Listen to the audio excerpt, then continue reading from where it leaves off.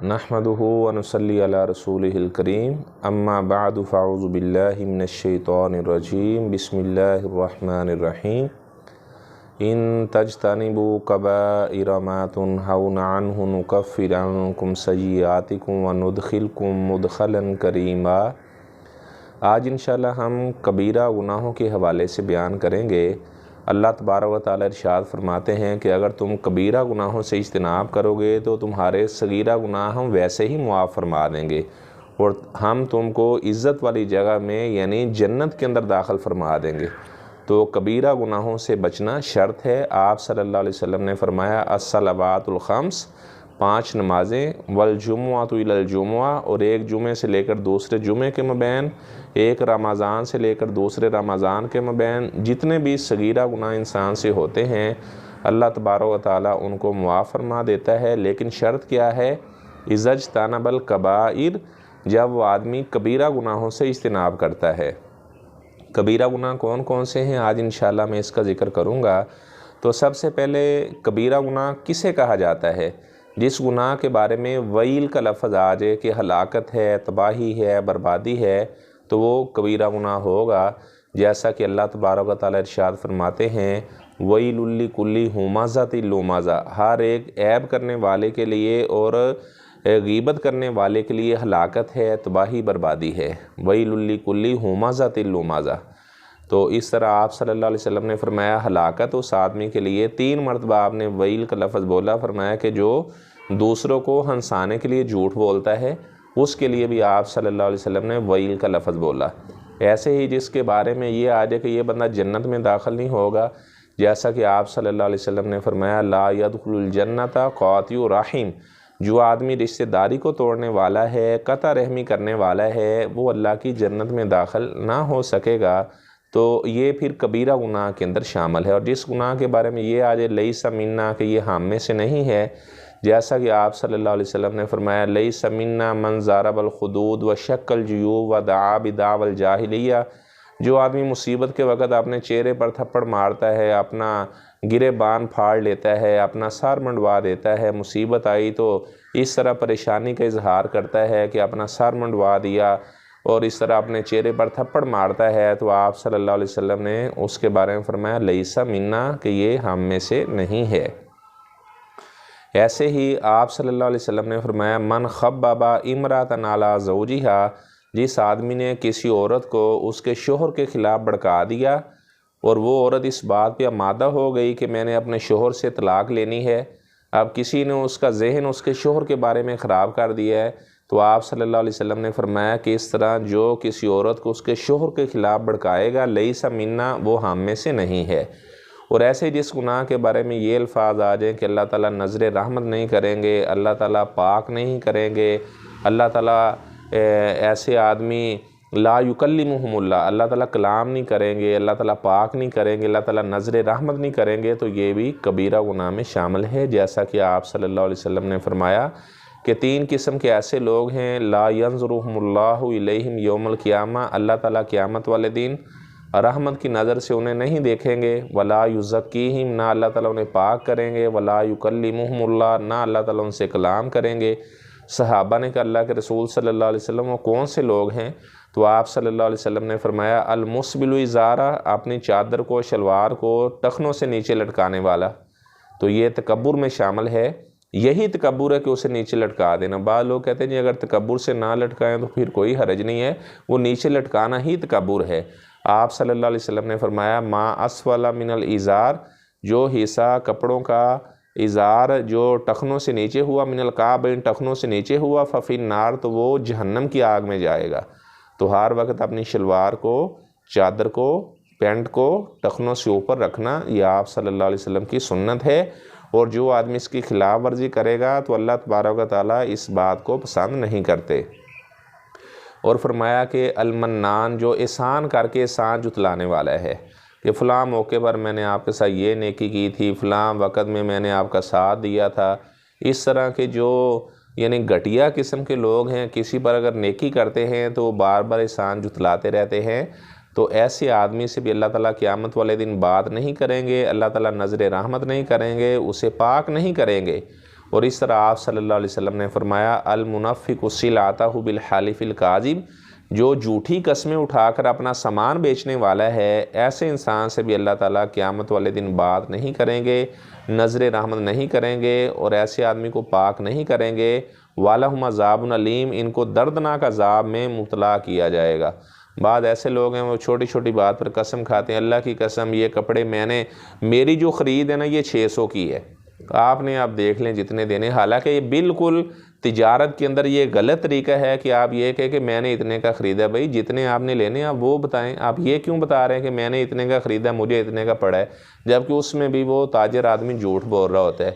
اسی لیے آپ صلی اللہ علیہ وسلم نے فرمایا کہ جب لوگ تجارت کرتے ہیں تو اللہ تبارک و تعالیٰ کی رحمت بھی ان کے ساتھ ہوتی ہے، لیکن جب وہ جھوٹ بولتے ہیں تو پھر اللہ تعالیٰ کی رحمت ان سے دور ہو جاتی ہے۔ برکت کا وہ خاتمہ کرتے ہیں جب وہ جھوٹ بولتے ہیں، غلط بیانی سے کام لیتے ہیں۔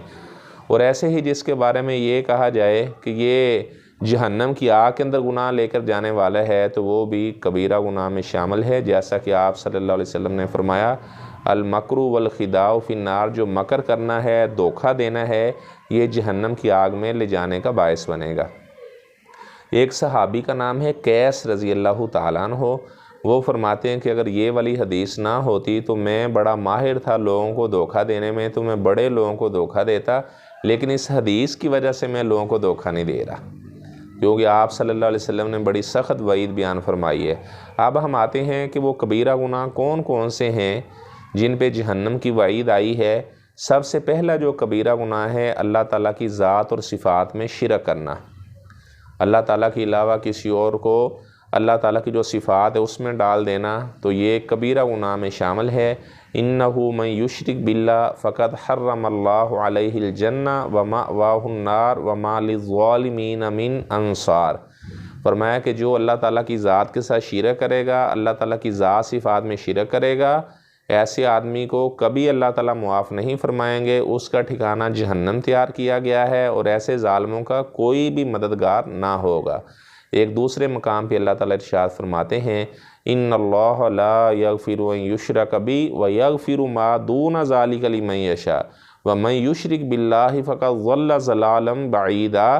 فرمایا کہ جو آدمی اللہ کی ذات صفات میں شرک کرے گا اسے کبھی معاف نہیں کیا جائے گا، اور فرمایا کہ ایسا آدمی وہ بہت دور کی گمراہی میں جا چکا ہے جو اللہ تعالیٰ کی ذات اور صفات میں شرک کرتا ہے۔ اللہ تعالیٰ کے اختیارات وہ کسی کو دے دیتا ہے، کہتا ہے جی اللہ نے فلاں اختیار فلاں کو دیا ہوا ہے، اب جو چاہے وہ کرنے والا ہے، سارے ہمارے معاملات وہی دیکھ رہا ہے، کیونکہ اللہ تعالیٰ نے اسے یہ اختیار دیا ہوا ہے۔ اللہ تعالیٰ کی دی ہوئی طاقت سے، اللہ تعالیٰ کی دی ہوئی قدرت سے ہی وہ ہماری مدد کرنے والا ہے، وہ خود کوئی مدد نہیں کر سکتا۔ مشرکین مکہ بھی یہی بات کہتے تھے، جب ان سے کہا جاتا یہ لات منات عزا تو بیچارے کچھ نہیں کر سکتے، تو وہ آگے سے جواب دیتے ما نعبدہم، ہم ان کی عبادت نہیں کرتے، ما نعبدہم الا لیقربونا الی اللہ زلفیٰ،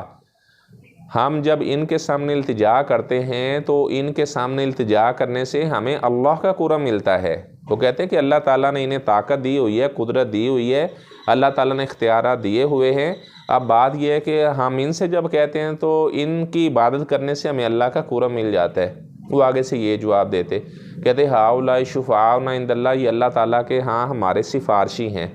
یعنی آپ یہ نہ سمجھ لیں کہ شاید جو لات منات عزا یہ ایک تصور تھا صرف ان کا، نہیں، پیچھے شخصیات تھی، وہ شخصیات کی عبادت کرتے تھے، تو شخصیات کی اس طرح عبادت کرنے کو شرک کے لفظ سے تعبیر کیا گیا۔ اور آپ صلی اللہ علیہ وسلم نے فرمایا اجتنبوا السبع الموبقات، 7 ہلاک کرنے والے گناہوں سے اپنے آپ کو بچاؤ، اور سب سے پہلے آپ صلی اللہ علیہ وسلم نے الشرک باللہ، اللہ تعالیٰ کی ذات اور صفات میں شرک کرنے کا ذکر کیا۔ تو اللہ تبارک و تعالیٰ ہمیں تمام ایسے کام جو شرکیہ امور والے ہیں اللہ تعالیٰ ہمیں بچنے کی توفیق عطا فرمائے۔ ایسے ہی جادو کرنا، جادو کا سیکھنا اور سکھانا، یہ بھی کبیرہ گناہوں میں شامل ہے۔ اللہ تبارک و تعالیٰ فرماتے ہیں وَمَا كَفَرَ سُلَيْمَانَ، کہ ہمارے پیغمبر سلیمان علیہ السلام نے کفر نہیں کیا، وَلَٰكِنَّ الشَّيَاطِينَ كَفَرُوا، لیکن شیاطین نے کفر کیا۔ وہ کیا کرتے تھے؟ يُعَلِّمُونَ النَّاسَ السِّحْرَ، وہ لوگوں کو جادو سکھایا کرتے تھے۔ تو جادو کا سیکھنا اور سکھانا یہ کفر میں شامل ہے۔ تو جادو کی حقیقت بھی ہے، بعض ایسے لوگ ہیں جو جادو کا انکار کرتے ہیں، وہ کہتے ہیں جادو کی کوئی حقیقت نہیں ہے، معتزلہ گمراہ فرقہ گزرا ہے، انہوں نے بھی جادو کا انکار کیا ہے، جبکہ اہل السنہ والجماعہ کا یہی موقف ہے کہ جادو کی ایک حقیقت ہے، لیکن جادو میں یہ ہوتا ہے کہ وہ لوگوں کی آنکھوں پر ایسا اثر کر دیا جاتا ہے کہ شے کی حقیقت نہیں بدلتی۔ تو لیکن یہ کہ جادو جو ہے وہ لوگوں کی آنکھوں پر کر دیا جاتا ہے، اور لوگوں کو یہ نظر آتا ہے کہ یہ چیز اس طرح بن چکی ہے، جس طرح قرآن مجید میں اللہ تبارک و تعالیٰ نے حضرت موسیٰ علیہ السلام کا اور جو ان کے مقابلے میں جادوگر آئے تھے ان کا ذکر کیا، تو اللہ تعالیٰ فرماتے ہیں انہوں نے لوگوں کی آنکھوں پر جادو کر دیا۔ جب انہوں نے اپنی لاٹھیاں اور رسیاں پھینکی تو لوگوں کو یہ تخیل آ رہا تھا کہ جس طرح یہ حقیقت کے اندر سانپ اور یہ دوڑ رہے ہیں، جبکہ حقیقت کے اندر وہ اپنا لاٹھیاں ہی تھی اور اس طرح وہ رسیاں ہی تھی، حقیقت کے اندر وہ سانپ نہیں بنے تھے۔ جب موسیٰ علیہ السلام نے اپنی لاٹھی کو پھینکا تو بہت بڑا اژدہا بن گیا، تو جادوگر سمجھ گئے، کہنے لگے کہ یہ تو اللہ کا نبی ہے، کیونکہ ہماری جو لاٹھیاں اور رسیاں تھیں وہ تو لوگوں کو ایسے لگ رہا تھا کہ جیسے وہ دوڑ رہی ہیں، جبکہ وہ تو ٹھہری ہوئی تھی۔ تو یعنی آنکھوں کے اوپر انہوں نے جادو کر دیا۔ تو جادو کے اندر شے کی حقیقت نہیں بدلتی۔ بعض ایسے بھی لوگ ہیں وہ کہتے ہیں جادو میں شے کی حقیقت بھی بدل جاتی ہے، جس طرح کعب احبار کا بیان ہے، کہتے ہیں اللہ کی قسم یہ والے الفاظ اگر مجھے یاد نہ ہوتے لجعلتنی یہود حمارا، تو یہودی جادو کر کے مجھے گدھا بنا دیتے۔ بعض لوگوں کا یہ بھی نظریہ ہے کہ انسان کو کوئی جادوگر آدمی اس کا چہرہ بھی تبدیل کر سکتا ہے۔ تو جادو کا سیکھنا اور سکھانا یہ بھی کفر میں شامل ہے۔ تو بعض یہود اس طرح کی باتیں کرتے تھے کہ سلیمان علیہ السلام نے معاذ اللہ وہ جادو کی وجہ سے حکومت کی ہے، تو جب کہ اللہ تعالیٰ نے اس بات کی تردید فرمائی کہ ہمارے پیغمبر نے اس طرح کا کوئی کفریہ کام نہیں کیا، شیاطین نے کفر کیا، وہ لوگوں کو اس طرح جادو کی تعلیم دیا کرتے تھے۔ اور آپ صلی اللہ علیہ وسلم نے جن 7 کبیرہ گناہوں کا ذکر کیا، دوسرے نمبر پر آپ صلی اللہ علیہ وسلم نے السحر جادو کا ذکر کیا۔ تو اگر کسی کے اوپر جادو ہو جاتا ہے تو وہ سورہ فلق اور الناس کثرت سے پڑھے، سورۃ بقرہ کثرت سے پڑھے، تو اللہ تبارک و تعالیٰ اس کو اس شر سے محفوظ فرما لیں گے۔ اگر کسی پر جادو ہو جاتا ہے تو بجائے اس کے کہ وہ جناب جعلی عاملوں کے چکر میں پھنس جائے، تو اسے چاہیے کہ اپنا علاج خود کرے، سورہ فلق کثرت سے پڑھے، سورہ الناس کثرت سے پڑھے۔ آپ صلی اللہ علیہ وسلم پر بھی لبید بن عاصم نامی شخص نے، جو یہودی تھا، اس نے جادو کر دیا تھا، تو آپ صلی اللہ علیہ وسلم پھر کثرت سے سورہ فلق اور ناس اس کی تلاوت کیا کرتے تھے۔ تو بہرحال میں بتا رہا تھا کہ جادو کا سیکھنا اور سکھانا یہ بھی کفر میں شامل ہے، کبیرہ گناہوں میں شامل ہے۔ ایسے ہی آپ صلی اللہ علیہ وسلم کی بات کے مقابلے میں کسی اور کی بات کو ترجیح دینا، آپ صلی اللہ علیہ وسلم کا فرمان آ چکا ہے، اس کے باوجود انسان اپنی رائے کو مقدم کرتا ہے، کسی اور بڑے کی بات کو مقدم کرتا ہے، تو یہ بھی کبیرہ گناہوں میں شامل ہے۔ اللہ تبارک و تعالیٰ ارشاد فرماتے ہیں یا ایھا الذین آمنوا لا تقدموا بین یدی اللہ ورسولہ واتقوا اللہ ان اللہ سمیع علیم۔ فرمایا کہ ایمان والے لوگوں، اللہ اور اللہ کے رسول صلی اللہ علیہ وسلم سے کبھی بھی پیش قدمی نہ کرنا۔ اور آگے اللہ تعالیٰ فرماتے ہیں لا ترفعوا اصواتکم فوق صوت النبی، کبھی اپنی آواز کو پیغمبر کی آواز سے اونچا نہ کرنا۔ یہ نہیں ہے کہ آپ صلی اللہ علیہ وسلم کا فرمان بھی آ چکا ہے اور پھر آدمی کہے کہ آپ بتائیں اس کے بارے میں کیا خیال ہے۔ بھی جب حدیث آ گئی ہے تو بس سمعنا واطعنا، اللہ کی بات آ گئی، اس کے رسول صلی اللہ علیہ وسلم کی بات آ گئی تو ہم نے سن لیا اور ہم نے مان لیا۔ آگے پھر کسی سے پوچھنا اب آپ اس کے بارے میں کیا کہتے ہیں، جیسا کہ امام مالک رحمہ اللہ تعالیٰ کے پاس ایک آدمی آیا، اس نے ان سے کوئی مسئلہ پوچھا تو انہوں نے حدیث بیان کی، تو کہنے لگا یہ تو حدیث ہے، آپ کی کیا رائے ہے؟ تو وہ فرمانے لگے فَلْيَحْذَرِ الَّذِينَ يُخَالِفُونَ عَنْ أَمْرِهِ أَن تُصِيبَهُمْ فِتْنَةٌ أَوْ يُصِيبَهُمْ عَذَابٌ أَلِيمٌ۔ کہنے لگے اللہ کے بندے، ڈرنا چاہیے اس بات سے کہ جب اللہ کے رسول صلی اللہ علیہ وسلم کی بات آ جائے تو پھر کہنا کہ آپ اپنی رائے بیان کریں، اس کے بارے میں بزرگ کیا فرماتے ہیں، بزرگ کیا کہتے ہیں۔ بھئی جب اللہ کے رسول صلی اللہ علیہ وسلم کی بات آ جائے تو اپنی بات کو چھوڑ دیتے ہیں۔ میں تو غیر معصوم ہوں، آپ مجھ سے پوچھ رہے ہیں کہ میری رائے کیا ہے۔ آپ صلی اللہ علیہ وسلم کو اللہ نے معصوم عن الخطا بنایا، جب آپ کا فرمان آ چکا ہے تو اب اگر میں آپ کو اپنی رائے سے کوئی بات بتاؤں گا تو گویا کہ میں اپنی آواز کو آپ صلی اللہ علیہ وسلم کی آواز سے اونچا کر رہا ہوں۔ تو فرمانے لگے کہ آپ کو اللہ تعالیٰ سے ڈرنا چاہیے، کہیں اللہ تعالیٰ کی طرف سے آپ کسی فتنے کے اندر، کسی آزمائش کے اندر مبتلا نہ ہو جائے۔ ایسے ہی ایک امام سے کہا گیا، جب ان سے پوچھا گیا تو اس نے جب حدیث بیان کی تو کہنے لگا جی حدیث میں تو یہ ہے، لیکن ابراہیم نخعی رحمہ اللہ تو یہ فرماتے ہیں۔ تو وہ کہنے لگے یار مجھے ڈر لگ رہا ہے اس بات سے کہیں آسمان سے اللہ تعالیٰ پتھروں کی بارش نہ برسا دیں کہ میں تجھے کہہ رہا ہوں قال رسول اللہ صلی اللہ علیہ وسلم، آپ صلی اللہ علیہ وسلم نے فرمایا، اور تو کسی امتی کا قول آپ صلی اللہ علیہ وسلم کے فرمان کے مقابلے میں لے کر آ رہے۔ ایسے ہی دین اسلام کے علاوہ کسی اور دین کو ترجیح دینا، اسے پسند کرنا، اللہ تبارک و تعالیٰ ارشاد فرماتے ہیں وَمَن يَبْتَغِ غَيْرَ الْإِسْلَامِ دِينًا فَلَن يُقْبَلَ مِنْهُ، جو آدمی دین اسلام کے علاوہ کسی اور دین کو تلاش کرے گا اس سے وہ ہرگز ایکسیپٹ نہیں کیا جائے گا، وَهُوَ فِي الْآخِرَةِ مِنَ الْخَاسِرِينَ، اور ایسا انسان آخرت میں خسارہ پانے والوں میں شامل ہوگا۔ جن لوگوں نے دنیا کے اندر بھی خسارہ پایا، آخرت کے اندر بھی خسارہ پایا، جو لوگ دین اسلام کو چھوڑ کر اور جانب جاتے ہیں اور مذاہب کو اختیار کرتے ہیں،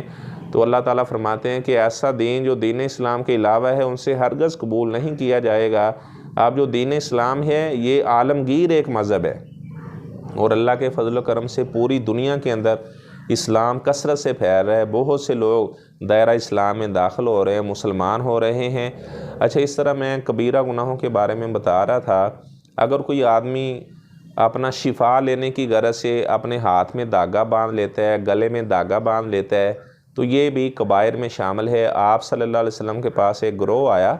فبایا تسع، آپ نے 9 لوگوں سے بیعت کر لی، 10ویں سے آپ نے بیعت نہ کی۔ تو صحابہ نے کہا جی آپ نے اس سے بیعت نہیں کی، آپ نے فرمایا کہ اس نے گلے میں منکا ڈالا ہوا ہے، من علق تمیمہ فقد اشرک، آپ نے فرمایا جس نے اس طرح گلے کے اندر منکے ڈالے تو آپ نے فرمایا گویا کہ اس نے شرک کیا، اور آپ صلی اللہ علیہ وسلم نے اس بات کو بہت زیادہ ناپسند سمجھا، اور آپ صلی اللہ علیہ وسلم نے اس سے بیعت نہ لی۔ آپ نے فرمایا کہ یہ تو